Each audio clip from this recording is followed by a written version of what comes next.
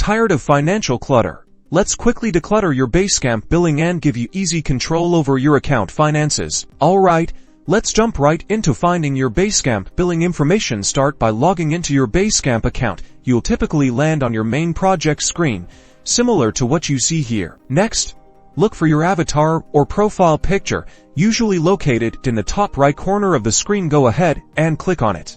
A drop-down menu will appear. Within this menu, you'll see several options. Locate and click on My Account. This will take you to your account settings page. Now, look for the Billing tab. It's typically located on the left-hand side of the screen. Click on the Billing tab. This is where you'll find all the juicy details about your Basecamp subscription. You can view your current plan, update your payment method, and access your payment history. Need to review past invoices?